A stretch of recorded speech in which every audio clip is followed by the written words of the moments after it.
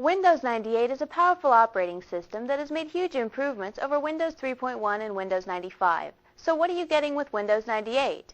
An operating system that's more powerful and faster than its predecessors. Windows 98 multitasks willingly.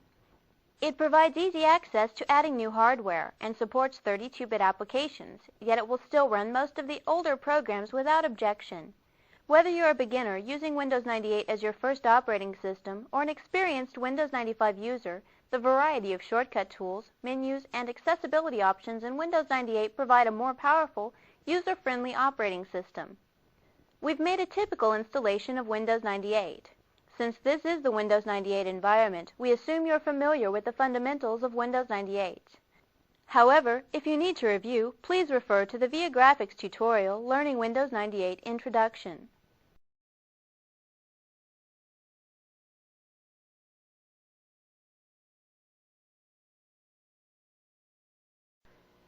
When we first start Windows 98, we see a very familiar look, the Windows desktop theme. The desktop hasn't changed much since Windows 95, or has it? With Windows 98, we'll introduce the whole new active desktop that allows us to view the larger world of networks, intranets, and the Internet.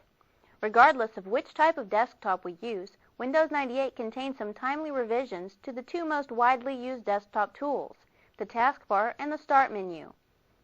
The main goal of Windows 98 is to incorporate Internet awareness to Windows 95 without requiring large amounts of user retraining.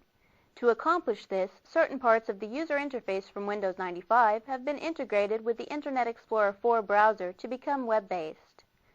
When we first start Windows 98, the Welcome to Windows 98 dialog box appears.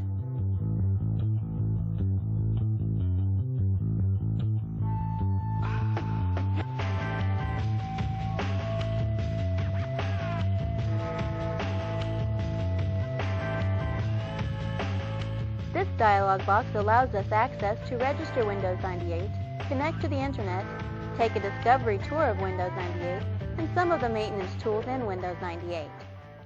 Let's remove the default setting for showing this dialog box each time that we start Windows 98. We'll click the Show This screen each time Windows 98 starts checkbox to deselect it. Then close the dialog box, and we are returned to the desktop. Now the next time we start Windows 98, we'll begin directly on the desktop.